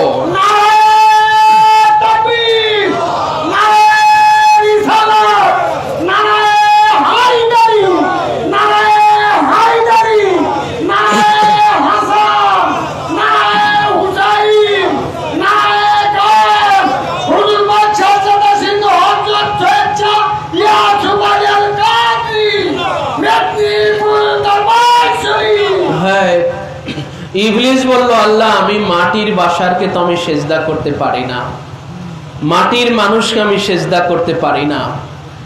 তো আদম আলাইহিস সালাম কি ভাই শুধু মাটির মানুষ ছিলেন? আসলে কি ছিলেন? একটু জবাব দেন, সবাই পিছন থেকে জবাব দেন। আসলে তাকে কোন মর্যাদা দিয়ে আল্লাহ পাক আগে সৃষ্টি করেছেন? কোনটা বলেন? সবাই বলেন কি? খলিফা। খলিফা, এই খলিফার মর্যাদা দিয়ে, খলিফার মর্যাদা নিয়ে যিনি এই জমিনে আসেন, আল্লাহ পাক যাকে জমিনে প্রেরণ করার জন্য সৃষ্টি করেন, তিনি ওই সম্মানের হকদার হন, তিনি ওটার উপযুক্ত হন। আমি আপনি কেবলমাত্র মাটির বাশার, বুঝতে হবে ভাই। কারণ এই ইবলিস এই বুঝায় ভুল করেছে, এবং বুঝায় ভুল করে সে জেনে বুঝে সে এটাকে অস্বীকার করেছে। কি করেছে বলেন? অস্বীকার করেছে। আজও যারা এই সাজদায়ে তাজিমিকে ইনকার করে, এটাকে অমান্য করে, আজ আমরা লক্ষ্য করছি যে এই মেদিনীপুর দরবার শরীফের আমাদের অনেক ভালো ভালো সাচ্চা পীর ভাই বোনদের ছেলেমেয়েরা, সন্তান সন্ততিরাও এই তাজিমে সেজদার বেলায় ভুল বুঝে যাচ্ছে। ঠিক কিনা বলেন? ভুল বুঝতেছে। আমি তাদের উদ্দেশ্যে বলতে চাই, যারা এই তাজিমি সেজদা যারা বুঝে না, আমি তাদের উদ্দেশ্যে বলতে চাই যে শুধু কোন মাটির মানুষকে এই তাজিমি সেজদা করা যায় না, শুধু মাটির মানুষকে তাজিমি সেজদা করা যায় না, শুধু মাটির বাশারকে তাজিমি সেজদা করা যায় না। মাটির বাশারের মধ্যে, মাটির মানুষের মধ্যে আল্লাহ পাক যাকে খিলাফতের মর্যাদা দিয়ে পাঠান, আল্লাহর প্রতিনিধির মর্যাদা দিয়ে পাঠান, তার জন্য এই সম্মান নিবেদিত হয়ে যায়। এটা আল্লাহ পাক কোরআন পাকের মধ্যে এটা প্রমাণ করে দিলেন, ঠিক কিনা বলেন? কুরআন পাকের মধ্যে আল্লাহ পাক এটা প্রমাণ করে দিলেন যে দেখো আমি আদমকে টনটনে মাটি থেকে আমি সৃষ্টি করেছি, কিন্তু তাকে সৃষ্টি করার আগে যখন আমি তার খেলাফতের মর্যাদা দিয়েছি, তখন আমি তাকে সৃষ্টি করা মাত্রই আমি সমস্ত ফেরেশতাদেরকে বললাম এবারে তোমরা আদমকে সিজদা করো। কেন? যে শুধু সে আদম নয়, সে শুধু আদম নয়, সে শুধু বাশার নয়, সে শুধু মাটি নয়, সে আমার খলিফা। সে আমার কি বলেন? সে আমার খলিফা। এজন্য তাকে তোমরা কি করো বলেন? সিজদা করো। আরে ভাই, এর আগে ফেরেশতারা ছিল, ফেরেশতাদের মধ্যে আল্লাহর কোনো খলিফা ছিল? জিনদের মধ্যে আল্লাহর কোনো খলিফা ছিল? এই জন্য জিনদের এই ইবলিস, সে তো জিনের জাত। ইবলিস কি বলে? জিনের জাত। এই জন্য ইবলিসের ভিতরে এরকম একটা ক্ষোভ সৃষ্টি হয়েছে যে আমি আল্লাহ এত লক্ষ বছর আল্লাহর ইবাদত করলাম, 6 থেকে 9 লক্ষ বছর আমি আল্লাহর ইবাদত করলাম, আমি এত বড় আল্লামা, আমি ফেরেশতাদেরকে দাস দেই, ফেরেশতাদেরকে আমি শিক্ষা দেই, তালিম দেই, ফেরেশতারা আমার পায়ের নিচে বসে আমার থেকে তালিম গ্রহণ করে, আমার থেকে দাস গ্রহণ করে, অথচ আল্লাহ আমাকে খলিফা না বানিয়ে এই মাটি থেকে বানানো হলো, যাকে কাদা মাটি থেকে যাকে তৈয়ার করা হলো, তাকে কিনা তৈয়ার করা মাত্র আল্লাহ পাক সমস্ত ফেরেশতাদেরকে বললেন যে এবারে এই আদমকে তোমরা সিজদা করো। এই জন্য দেখেন ইবলিসের অহংকারটা ভাই কি জন্য হলো? অহংকারটা কেন হলো? ওর মধ্যে এমন এক আক্রোশ, এমন এক ক্ষোভের সৃষ্টি হয়েছে যে আমি এটার হকদার ছিলাম, আসলে আমি না এটার হকদার হব, ফেরেশতারা না আমাকে সিজদা করবে, কারণ আমি ওদের টিচার, আমি ওদের টিচ দেই, আমি ওদের তালিম দেই, আমি ওদের শিক্ষক, ওরা না আমাকে সিজদা করবে, আমি না এই খলিফার মর্যাদা পাবো। অথচ কিনা আল্লাহ পাক হুট করে কাদা মাটি থেকে একটা কিছু বানিয়েই তার মধ্যে রূহ ফুৎকার করে এবারে সব ফেরেশতাদেরকে বলল যে তোমরা একে সিজদা করো। এবারে আমি সিজদা করলাম না, আল্লাহ পাক এবারে আমারে জবাবদিহিতা করতেছে, মা মানা আকা আনতাসজুদা, কে তোমাকে নিষেধ করলো এই আদমকে সিজদা করতে? তোমাকে নিষেধ করলো কে? ইবলিস। তোকে কে নিষেধ করলো? তুই কেন আদমকে সিজদা করলি না? এই যে ক্ষোভ ইবলিসের মধ্যে সৃষ্টি হয়েছে, আসলে ওই মনে হয় এটা ওই আসলে খলিফা হতে চেয়েছিল, ঠিক কিনা বলেন? মানে ওকে খলিফা না দেওয়ার কারণে ওর ভিতরে ক্ষোভ সৃষ্টি হয়েছে, চরম অহংকারে জ্বলে পুড়ে ছাই হয়ে যাচ্ছে, যার কারণে সে সিজদায় করে নাই, সিজদা কি করে নাই। এই জন্য সে কাফেরদের অন্তর্ভুক্ত হয়ে গেল, কাফেরদের অন্তর্ভুক্ত হয়ে গেল। এই জন্য ভাই যারা বলে যে কোনো মাটির মানুষকে সিজদা করা যাবে না, ভাই মাটির মানুষকে সিজদা করতে হবে না, আল্লাহ খলিফার মর্যাদা নিয়ে যারা আছে, সে মাটির হোক আর নূরের হোক, সেই সিজদার হকদার। এটা কুরআন পাক থেকে প্রমাণিত, তোমরা তাকে সিজদা করো, ঠিক কিনা বলেন? তোমরা তাকে সিজদা করো। ভাই আদম আলাইহিস সালাম যদি আল্লাহর খলিফা হয়, জনাবে মুহাম্মদুর রাসূলুল্লাহ সাল্লাল্লাহু আলাইহি ওয়া সাল্লাম, তিনি আল্লাহর খলিফা নন? তো জবাব দেন না, সবাই উচ্চ আওয়াজে জবাব দেন না। রাসূলুল্লাহ সাল্লাল্লাহু আলাইহি তিনি আল্লাহর খলিফা নন? বলেন তিনি আল্লাহর খলিফা নন? আদম আলাইহিস সালাম যদি আল্লাহর খলিফা হয়ে জমিনে আসতে পারে, তো রাসূলুল্লাহ খলিফা নন? হুজুর শুধু খলিফা নন, সমস্ত খলিফাদের সরদার, সমস্ত খলিফাদের সরদার রাসূলুল্লাহ সাল্লাল্লাহু আলাইহি ওয়াসাল্লাম। যখন সমস্ত নবীদের সরদার, সমস্ত নবীরা যখন খলিফা, তো সমস্ত ওই খলিফা অর্থাৎ সমস্ত নবীদের সমস্ত খলিফাদের সরদার জনাবে মুহাম্মদুর রাসূলুল্লাহ সাল্লাল্লাহু আলাইহি ওয়াসাল্লাম। তো মাটির নবীর আল্লাহর খলিফা হয়ে যদি এই সিজদা প্রাপ্ত হয়, সেটা আল্লাহ কুরআন পাকে নাজিল করেন। আদম আলাইহিস সালামকে জান্নাতের মধ্যে সাজদা করতে বলা হয়েছিল, জমিনের মধ্যে ইউসুফ আলাইহিস সালামকে সিজদা করলেন। পহেলা উনাকে সেজদা করলেন। উনি যখন ছোট্ট একটা বালক, উনি স্বপ্নে দেখলেন যে উনাকে চন্দ্র সূর্য এবং 11টা তারা উনাকে সাজদা করলো কিনা ভাই বলেন? সাজদা করলো। এটা সূরা ইউসুফের প্রথম দিকে সূরা 3 নম্বর আয়াতে পাকের মধ্যে হয়তো আসছে এটা, অথবা 100 নম্বর আয়াতের পাকের মধ্যে এই স্বপ্নের বাস্তবতা আল্লাহ পাক ঘটালেন যখন উনার পিতা মাতা এবং উনার বড় 11 ভাই যখন উনাকে সাজদা করলেন। এটা সূরা ইউসুফের 100 নম্বর আয়াত পাকের মধ্যে। উনার আব্বাজান হচ্ছেন ইয়াকুব আলাইহিস সালাম, তিনিও আল্লাহর নবী, তিনিও আল্লাহ পাকের নবী। এক নবী হয়ে আরেক নবীকে সাজদা করলেন, এক মানুষ হয়ে আরেক মানুষকে সাজদা করলেন, এক খলিফা হয়ে আরেক খলিফাকে সাজদা করলেন। ঠিক কিনা বলেন? ইয়াকুব আলাইহিস সালাম তিনিও আল্লাহর খলিফা, আবার ইউসুফ আলাইহিস সালাম তিনিও আল্লাহর খলিফা। ইয়াকুব আলাইহিস সালাম তিনিও আল্লাহর নবী, ইউসুফ আলাইহিস সালাম তিনিও আল্লাহর নবী। তাহলে কি হচ্ছে ভাই? এখানে এক খলিফা আর এক খলিফাকে, এক নবী আর এক নবীকে, এক মানুষ আর এক মানুষকে সাজদা করতেছে। কি করতেছে বলেন? সাজদা করতেছে। তো মাটির খলিফাকে সাজদা করা হয়, আর আমার আপনার নবী কি বলেন? নূরের খলিফা। সুবহানাল্লাহ বলেন। নূরের খলিফা। আমার আপনার নবী কি?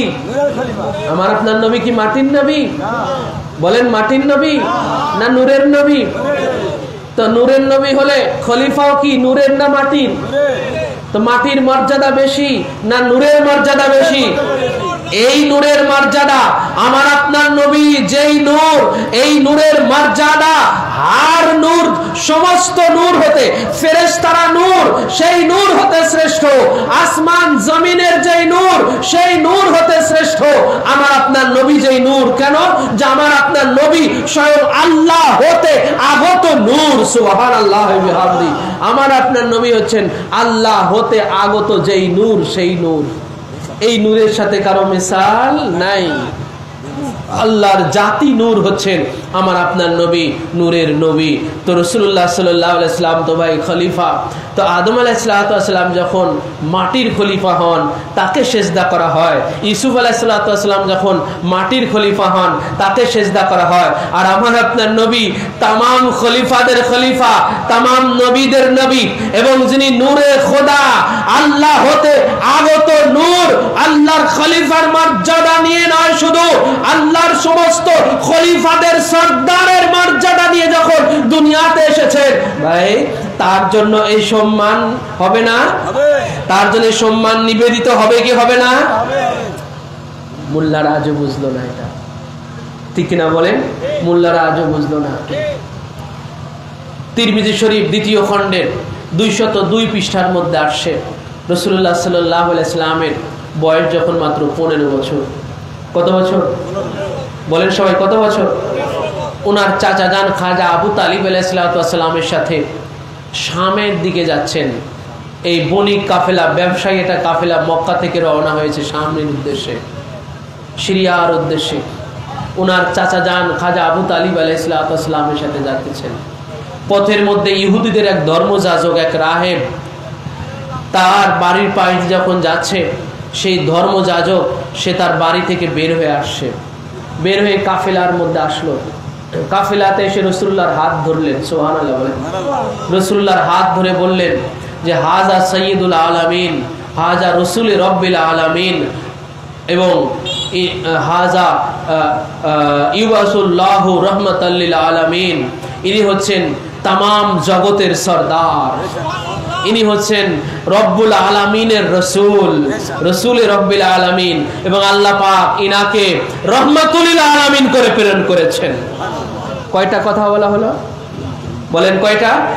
সাইয়্যিদুল আলামিন, রসুল রব্বিল আলামিন, আর হচ্ছে রহমাতুল লিল আলামিন।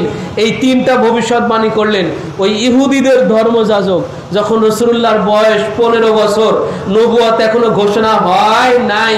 নবুয়ত এখনো কি হয় নাই বলেন, ঘোষণা হয় নাই।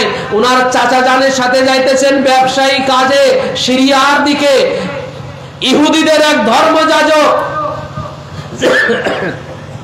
এর আগেও মক্কার এই কাফেলা যখন এখান দিয়ে গিয়েছে, সে এই কাফেলার দিকে কখনো ফিরেও তাকায় নাই। আজ যখন এই কাফেলাতে মুহাম্মাদুর রাসূলুল্লাহ সাল্লাল্লাহু আলাইহি ওয়া সাল্লাম ইহুদিদের এই ধর্মযাজক বের হয়ে চলে আসছে, বের হয়ে সে হুজুরের হাত ধরে বলতেছে, এই তিনটা ভবিষ্যৎবাণী যখন তিনি করলেন, তখন মক্কার সমস্ত শায়েখরা তারা বলল যে আপনি এটা কি করে জানতে পারলেন? আমরা তো জানি ইনি মুহাম্মদ ইবনে আব্দুল্লাহ। আজ 15 বছর ধরে আমরা শুধু এটাই জানি যে ইনি মুহাম্মদ ইবনে আব্দুল্লাহ, ইনি আব্দুল্লাহর পুত্র মুহাম্মদ। আর আপনি বলছেন যে ইনি तमाम জগৎ সমূহের সৈয়দ নেতা, ইনি রব্বুল আলামিনের রাসূল, ইনি রহমাতুল तमाम জগৎ সমূহের ইনি রহমত। আপনি এটা কি করে জানতে পারলেন? কি করে আপনি এটা জানলেন? তখন তিনি বললেন যে আপনারা যখন এই উপত্যকা দিয়ে আসতেছিলেন, এই এলাকা দিয়ে আসতেছিলেন, আমি তখন লক্ষ্য করলাম এই এলাকার এমন কোনো পাথর ছিল না, এমন কোনো গাছ ছিল না যা ইনাকে সেজদা করে নাই। আর প্রত্যেকটা পাথর এবং প্রত্যেকটা, যখন এই কাফেলা আপনারা আসতেছিলেন, আসার সময় আমি লক্ষ্য করলাম এই উপত্যকার, এই লোকালয়ের, এই এলাকার প্রত্যেকটা পাথর এবং প্রত্যেকটা গাছ এনাকে সিজদা করতেছে। আর আমি জানি এই পাথর আর এই গাছ কোন নবী ছাড়া কাউকে সিজদা করতে পারে না। কোন নবী ছাড়া এই পাথর কাউকে সিজদা করে না, গাছ সিজদা করে না। যেমন ইউসুফ আলাইহিস সালামকে চন্দ্র, সূর্য এবং তারকারা সিজদা করলো, ঠিক কিনা বলেন? কেন? উনি আল্লাহর নবী ছিলেন। কি ছিলেন বলেন? আল্লাহর নবী ছিলেন, আল্লাহর খলিফা ছিলেন। এই জন্য চন্দ্র, সূর্য উনাকে সিজদা করে, তারকারা উনাকে সিজদা করে। শেষ পর্যন্ত উনার পিতা, মাতা, উনার 11 ভাই উনাকে সিজদা করলো। তো ভাই, আজকে আমি কেন এই চ্যাপ্টারটা আপনাদের উপরে তুলেছি, কেন এই আলোচ্য বিষয়টা আপনাদের সামনে তুলেছি? এই জন্য যে আজকে আমরা জিনার উরসে শরীফের মাহফিলে আমরা আসছি ভাই।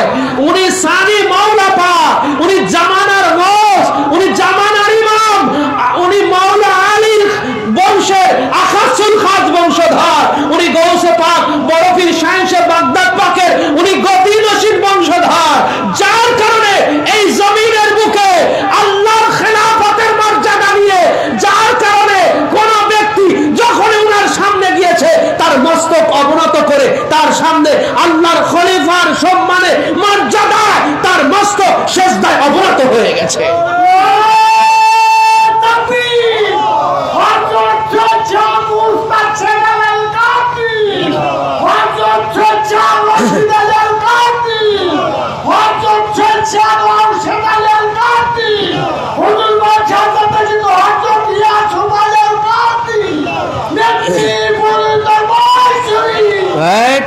এনারা আমাদের মতো বাশার নয়, এটা বুঝতে হবে।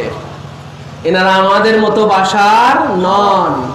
আদম আলাইহিস সালাম বাশার, কিন্তু আমাদের মতো বাশার নন, ঠিক কিনা? ইউসুফ আলাইহিস সালামও বাশার, কিন্তু আমাদের মতো বাশার নন। ইয়াকুব আলাইহিস সালামও বাশার, কিন্তু আমাদের মতো বাশার নন।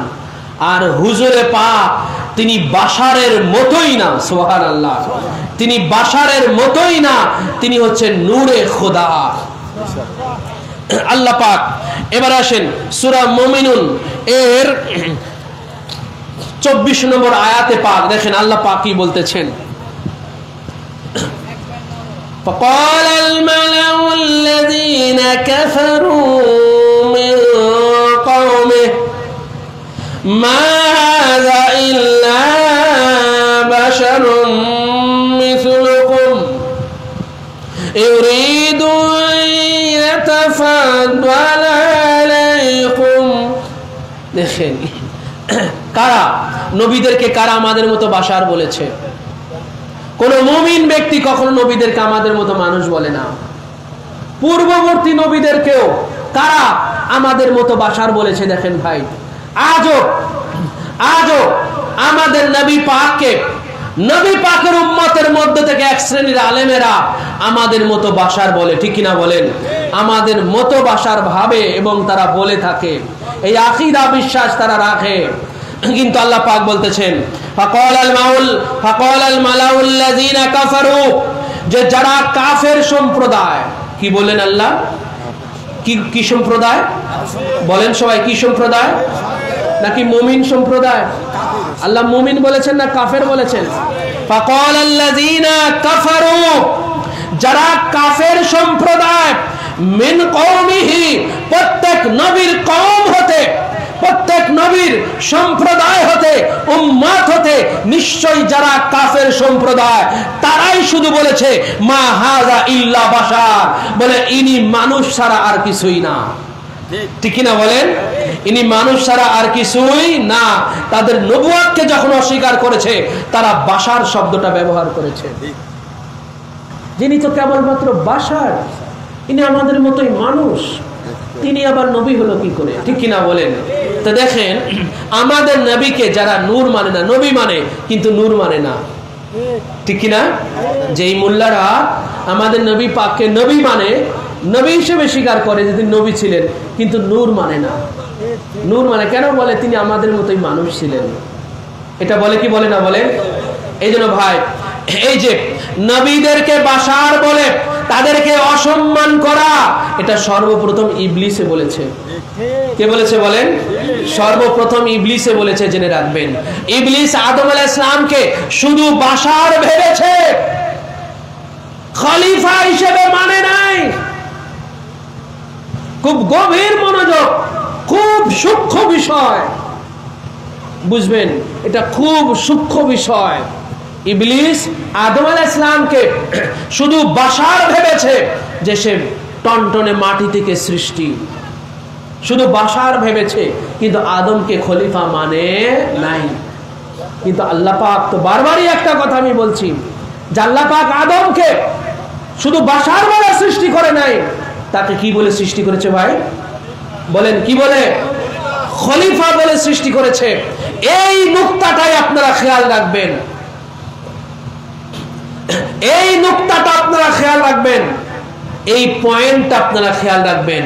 কোরআন হাদিসের এত রেফারেন্স আপনাদের জানার দরকার নাই, এই পয়েন্টটা শুধু খেয়াল রাখবেন ভাই, যে কেন আদম আলাইহিস সালামকে সেদিন সাজদা করার কথা বলা হয়েছিল, কারণ তিনি মূলত আল্লাহর খলিফা ছিলেন।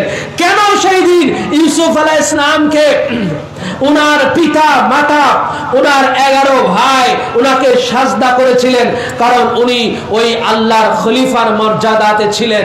কেন রাসূলুল্লাহ সাল্লাল্লাহু আলাইহি ওয়াসাল্লামকে ওনার সাহাবী হযরতে আবু খুজাইমা স্বপ্নে দেখলেন যে হুজুরকে সেজদা করতেছেন? হুজুরকে কি করতেছেন?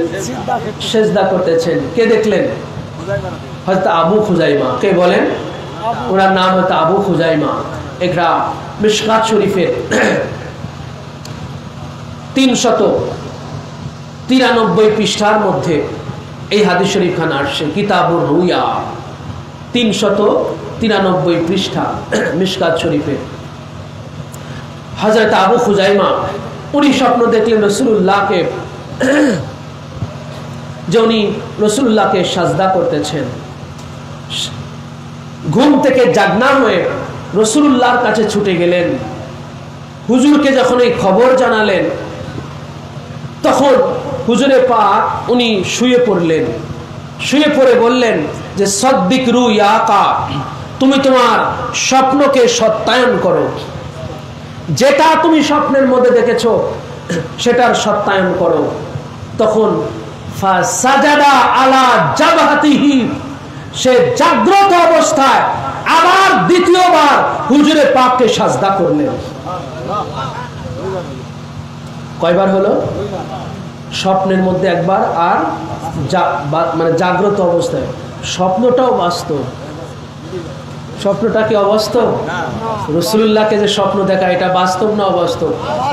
হুজুর বলেছেন মান রানি ফিল মানামি ফাকাদ রাআল হক, সে স্বপ্নের মধ্যে, ঘুমের মধ্যে যে আমাকে দেখলো, মান রাআনি ফিল মানামে, যে ব্যক্তি ঘুমের মধ্যে আমাকে দেখলো, ফাকাদ রাআল হক, সে সত্য সত্য বাস্তবেই আমাকে দেখলো, বাস্তবেই দেখলো। এই জন্য রাসূলুল্লাহ সাল্লাল্লাহু আলাইহি ওয়াসাল্লাম স্বপ্ন বলে এটাকে অনেকে ইনকার করতে পারে, এটাকে অস্বীকার করতে পারে। এই জন্য হুজুর আবার জাগ্রত অবস্থায় তাকে সেজদা করালেন, যে জাগ্রত অবস্থায়, অর্থাৎ তুমি এটাকে সত্যায়ন করো, তুমি যে স্বপ্নের মধ্যে এটা দেখেছো এটাকে আবার সত্যায়ন করো। যার কারণে হযরত আবু খুজাইমা রাদিয়াল্লাহু আনহু উনি আবার জাগ্রত অবস্থায় উনি আবার এটাকে সত্যায়ন করলেন, যেটা উনি স্বপ্নের মধ্যে দেখেছিলেন ওটাকে সত্যায়ন করলেন, আবার উনি সেজদা করলেন। এই জন্য ভাই রাসূলুল্লাহ সাল্লাল্লাহু আলাইহি ওয়াসাল্লাম এটার সবচেয়ে বড় হকদার ছিলেন, সবচেয়ে বড় উপযুক্ত ছিলেন। এই সাজদায়ে তাজিমি পাওয়ার সবচেয়ে বড় হকদার ছিলেন আমার আপনার নবী। কেন? সমস্ত খলিফাদের সরদার আমার আপনার নবী। ওই নবীর বংশে খানদানে মৌলা আলী আলাইহিসসালাতু ওয়াসসালাম, ইমাম হাসান ও হুসাইন আলাইহিসসালাতু ওয়াসসালাম, এনারা প্রত্যেকে আল্লাহর খলিফার মর্যাদা নিয়ে দুনিয়াতে। মৌলা আলী আল্লাহর খলিফার মর্যাদা নিয়ে দুনিয়াতে। কেন? যে এই খেলাফত বলে নবুয়াতের দরজা বন্ধ হয়েছে, কিন্তু খেলাফতের দরজা কি বন্ধ হয়েছে? বলেন, খেলাফতের দরজা বন্ধ হয়েছে? নবুয়াত খতম হয়েছে, কিন্তু খেলাফত খতম হয় নাই। নবীদের মধ্যে যেইভাবে খেলাফত চালু ছিল, ওলিদের মধ্যেও সেইভাবে খেলাফত চালু, বেলায়েতের মধ্যেও খেলাফত চালু। তো মৌলা আলী হচ্ছেন ফাতেহে বাবে বেলায়েত, বেলায়েতের দ্বার খুলনে वाला। মৌলা আলী বেলায়েতের দ্বার খুলনে वाला, উনার থেকে বেলায়েত শুরু হলো। আল্লাহ পাক নবী রাসূলদের মধ্যে যেইভাবে খিলাফতটাকে চালু রেখেছিলেন, এই বেলায়েতের মধ্যে সেইভাবে আজ তক কিয়ামত পর্যন্ত এই খিলাফত চালু থাকবে। এই জন্য নবুয়তের মধ্যে যেইভাবে খিলাফত চালু ছিল, নবীদের জন্য যেইভাবে এই সাজদায়ে তাজিমি নিবেদিত ছিল, এই বেলায়েতের মধ্যে মৌলা আলী থেকে গৌসে পাক পর্যন্ত, গৌসে পাক থেকে গৌসে পাকের গদিনশীন সানি মাওলা পাক পদ্মা হুজুর পাক পর্যন্ত যে এই বেলায়েত, এই বেলায়েতের মধ্যে সেইভাবে খেলাফত যখন আল্লাহ পাক জারি রেখেছেন, প্রত্যেক বেলায়েতদারি খলিফা এই সেজদায়ে তাজিমির হকদার ছিলেন। সুবহানাল্লাহ।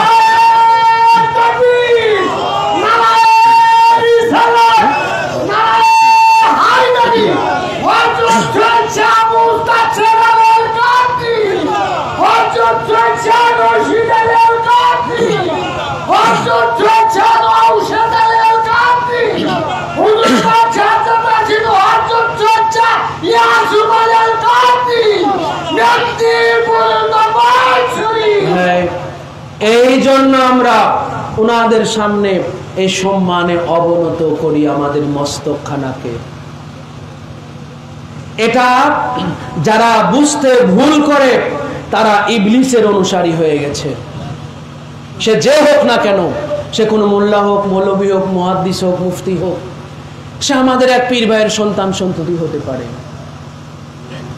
সে ইবলিসের অনুসারী হয়ে গেছে, সেটাকে ভুল বুঝেছে। এই জন্য হুজুরে গৌসে পাক তিনি ওই আল্লাহর ওই বেলায়েত প্রাপ্ত খলিফা ছিলেন। হুজুরে গৌসে পাকের গদিনশীন, সমস্ত জামানার গৌস, উনার আল্লাহর সেই খলিফার মর্যাদা নিয়ে দুনিয়াতে জেনে রাখবেন ভাই। ওই নবুয়তের মধ্যে যেইভাবে খেলাফত, এই বেলায়েতের মধ্যে সেইভাবে খেলাফত চলতেছে। এই জন্য আল্লাহর ওই খলিফার মর্যাদা প্রাপ্ত এই দুনিয়াতে যারা আল্লাহর প্রতিনিধিত্ব করতেছেন, আল্লাহর ওই মহা দায়িত্ব পালন করতেছেন, ওনাদের জন্য এই তাজিম নিবেদিত। আমি আপনি বাশার হতে পারি, কিন্তু আল্লাহর ওই প্রতিনিধির মর্যাদা, ওই দায়িত্ব আমি আপনি নাই, এই জন্য ওটা আমার আপনার জন্য নয়। আশা করি বুঝতে পেরেছেন ভাই। আল্লাহ পাক আমাদের সহি বুঝ দান করুন, সবাই বলি আমিন। ওমা আলাইনা ইল্লাল বালাগ। আসসালামু আলাইকুম ওয়া রাহমাতুল্লাহি তাআলা ওয়া